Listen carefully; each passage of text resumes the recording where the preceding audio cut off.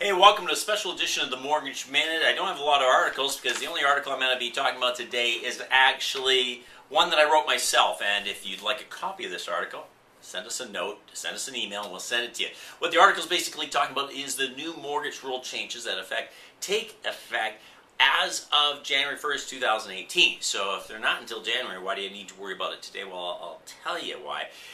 I personally think these new rule changes are probably going to have a bigger impact on the market overall than any of the other rule changes we've had so far. We've all gotten accustomed to the fact that Ottawa is coming out with rule changes almost on an annual basis to protect us from ourselves and make sure that the Canadian marketplace doesn't go south the way the subprime crisis, the way the mortgage market in the United States did, blah, blah, blah, blah.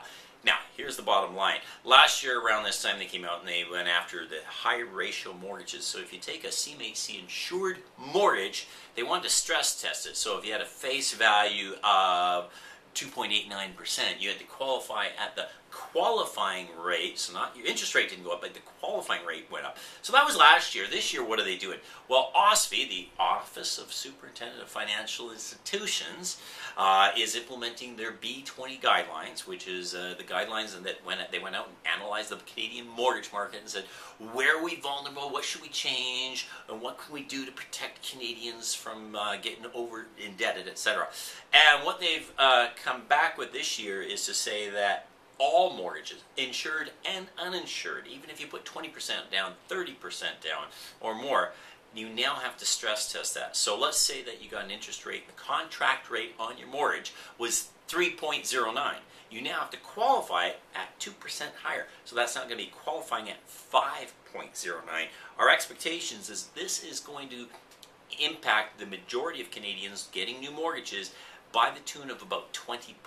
Purchasing power. So you're going to reduce your purchasing power by 20%. There's no way that this will not have a direct impact on a lot of housing markets. Now you combine that with my last mortgage minute, I talked about the perfect storm. Three key components of the perfect storm are the fact that the Canadian government, Bank of Canada, has just made 2 consecutive rate increases. So we've had a half a point increase in prime rate. Now you combine that with new mortgage rules, which are going to take a 20% chunk on your purchasing power, and then you combine that. It's all going to happen in January. What else is January? As Jon Snow would say, winter is coming. That will be winter time. So the market, by definition, is going to be in a lull because it's going to be in that winter market.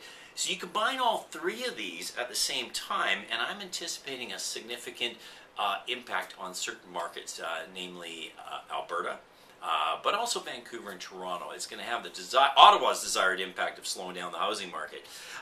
So, what should you do about that today?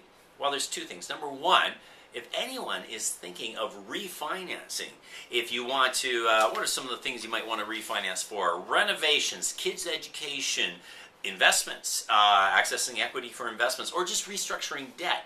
Remember, if you wait until January, you have to refinance based on the interest rate qualifying at 2% higher, but also if there is a softening in the market and you get an appraisal, your appraisal is going to be less, so you're going to have less home value to refinance.